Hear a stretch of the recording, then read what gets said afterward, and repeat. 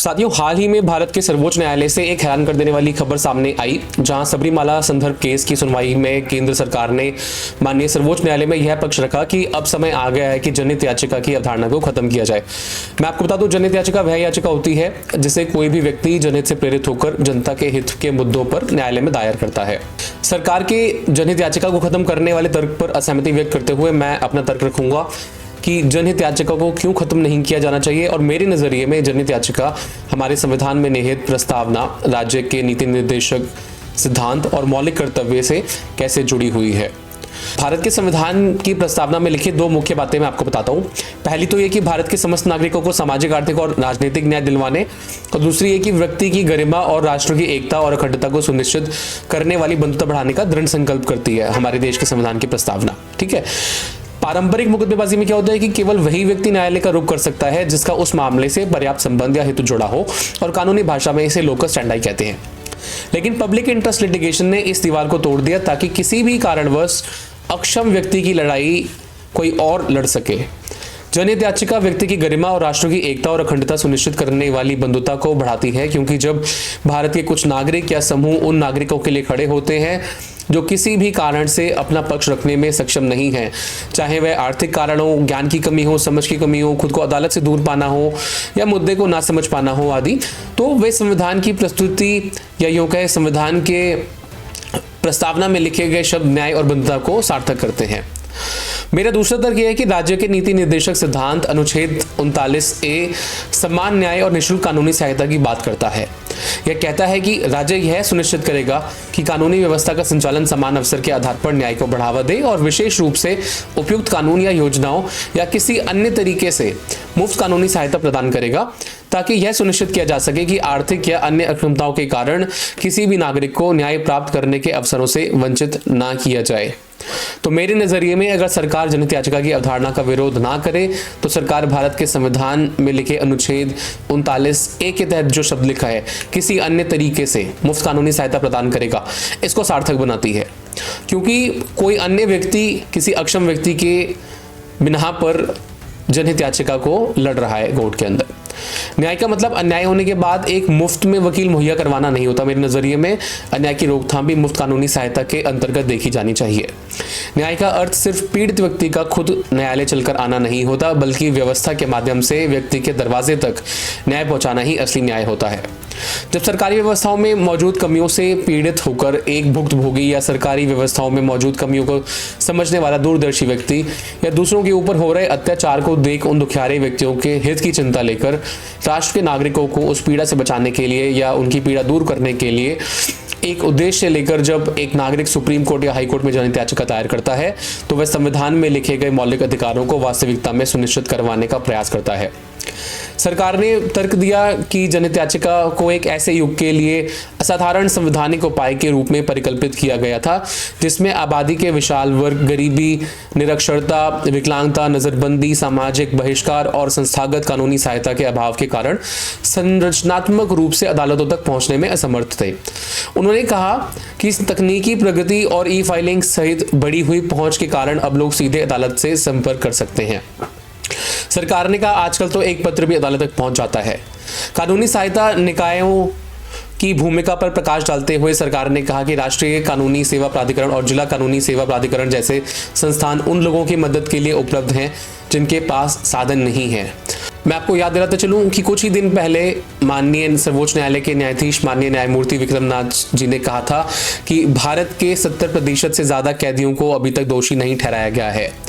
नालसर की रिपोर्ट जारी करते हुए माननीय न्यायमूर्ति विक्रमनाथ ने कहा था कि 74% विचाराधीन कैदियों में से सिर्फ 7.91% ने ही उन्हें उपलब्ध कानूनी सहायता का लाभ उठाया, क्योंकि ज्यादातर आरोपियों को यह पता भी नहीं होता कि उन्हें मुफ्त कानूनी सहायता पाने का अधिकार है।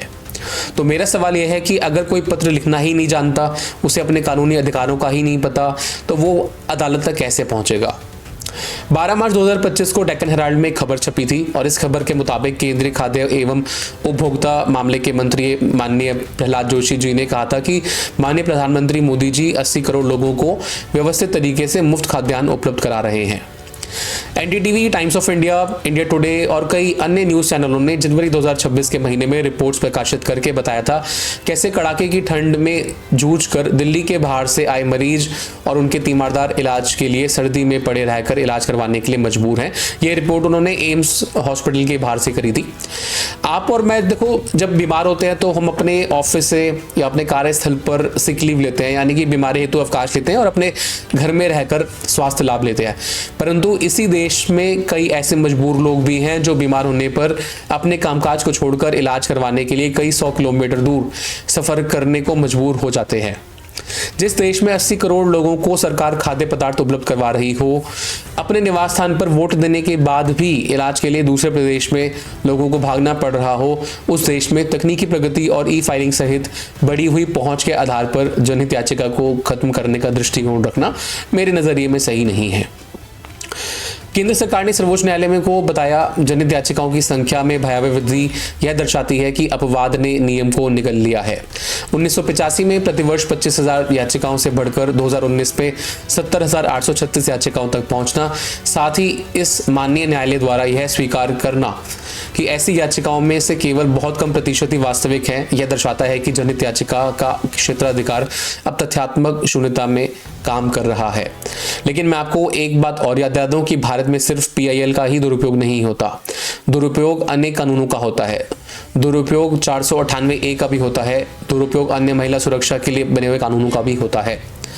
16 अप्रैल 2025 को टाइम्स ऑफ इंडिया में छपी एक रिपोर्ट के मुताबिक सुप्रीम कोर्ट ऑफ इंडिया ने कहा था कि कुछ पुरुषों को दुर्व्यवहार का सामना करना पड़ता है, लेकिन वे महिलाओं की रक्षा वाले कानून को बदल नहीं सकते। तो सवाल ये उठता है कि सरकार सिर्फ जनहित याचिका को ही खत्म क्यों करना चाहती है।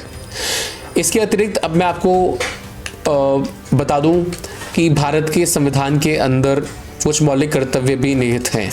और ये आर्टिकल 51A यानी कि अनुच्छेद 51A में मूलभूत कर्तव्य लिखे हुए हैं। इसमें मैं कुछ मोटा मोटा आपको बातें बताता हूँ, जैसे कि 51A के अनुसार हमारा मूलभूत कर्तव्य है उन महान आदर्शों को संजोना और उनका पालन करना जिन्होंने हमारे राष्ट्रीय स्वतंत्रता संग्राम को प्रेरित किया था। मेरे नज़रिए में हमारा राष्ट्रीय स्वतंत्रता संग्राम अन्याय के खिलाफ संघर्ष था, लोकतंत्र और जनता की भागीदारी था और मेरे नज़रिए से जनहित याचिका के माध्यम से एक नागरिक जब समाज के लोगों द्वारा फेस किए जा रहे अन्याय के खिलाफ आवाज़ उठाता है तो वह 51A में लिखे मूलभूत कर्तव्य का निर्वहन करता है। अब इसी प्रकार 51AE क्या कहता है कि धार्मिक, भाषाई और क्षेत्रीय या सांप्रदायिक विविधताओं से परे भारत के सभी लोगों के बीच सद्भाव और सामान्य भाईचारे की भावना को बढ़ावा देना, महिलाओं की गरिमा के लिए अपमानजनक प्रथाओं का त्याग करना, यह भी हमारा मूलभूत कर्तव्य है। 51AH क्या कहता है कि वैज्ञानिक सोच, मानवतावाद और जिज्ञासा एवं सुधार की भावना को विकसित करना है। आर्टिकल 51AJ क्या कहता है कि व्यक्तिगत और सामूहिक गतिविधि के सभी क्षेत्रों में उत्कृष्टता की ओर प्रयास करना ताकि राष्ट्र निरंतर प्रयास और उपलब्धि के उच्च स्तरों तक पहुंच सके। अनुच्छेद 51AE, 51AH और 51AJ को साथ पढ़ें तो यह स्पष्ट होता है कि जब कोई नागरिक जनहित याचिका दायर कर धार्मिक, भाषा या सांप्रदायिक भेदभाव, महिलाओं की गरिमा के विरुद्ध प्रथाओं या किसी व्यक्ति अथवा समूह पर हो रहे अन्याय को चुनौती देता है तब वह समाज में सद्भाव और भाईचारे को बढ़ावा देता है। तर्क और प्रमाण के आधार पर सुधार की मांग करके वैज्ञानिक सोच व मानवतावाद को मजबूत करता है और न्याय तथा प्रशासन को अधिक उत्तरदायी बनाकर सार्वजनिक जीवन में उत्कृष्टता की दिशा में योगदान देता है। इस प्रकार वास्तविक जनहित में दायर की गई जनहित याचिकाओं को इन मौलिक कर्तव्यों की भावना को पूरा करने का एक माध्यम माना जा सकता है, क्योंकि इससे समाज अधिक न्यायपूर्ण, तर्कसंगत और उच्च मानकों की ओर अग्रसर होता है। राष्ट्रीय समृद्धि के लिए काम करना हमारा कर्तव्य है। समृद्धि का अर्थ केवल यह नहीं कि हमारे पास सड़कें, ट्रेन आदि हो। जब नागरिक सुरक्षित होते हैं और उनके मौलिक अधिकार सुरक्षित होते हैं तो इससे भी एक राष्ट्र समृद्ध बनता है। अंत में यही कहूँगा, जनहित याचिका को खत्म करने की सोच रखना न्यायालय और देश में चुपचाप पीड़ा सहने वाले नागरिकों के बीच कभी ना भरने वाली खाई खोदने के समान है, जिससे न्याय के रास्ते हमेशा के लिए बंद हो जाएंगे। वीडियो देखने के लिए आपका धन्यवाद। आप अपनी राय मुझे कमेंट में ज़रूर बताइएगा।